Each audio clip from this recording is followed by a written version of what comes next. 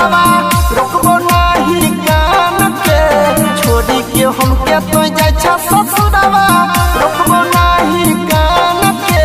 दूरे पतोरा दुकान लगेबो बेचबो कॉफी छान के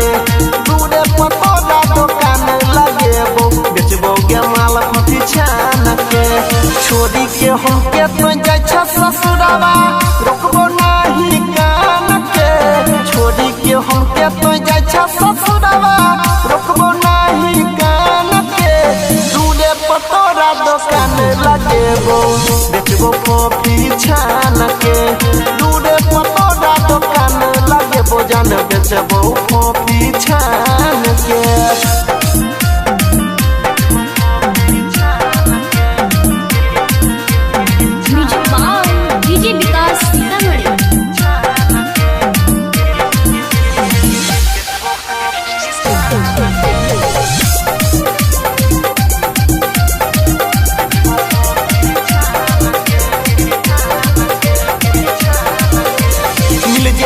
हमार काम गे छौड़ी छुटै न तोहर साथो गे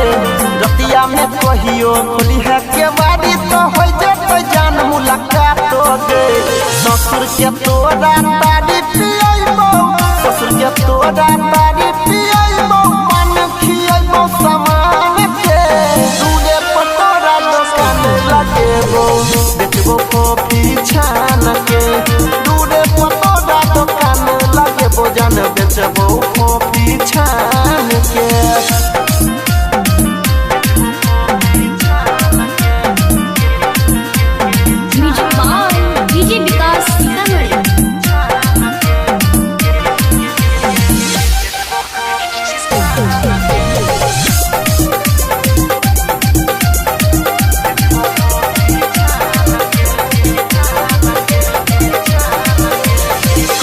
बहाना के जानू रोजाना तू मिले बोलई है शाम के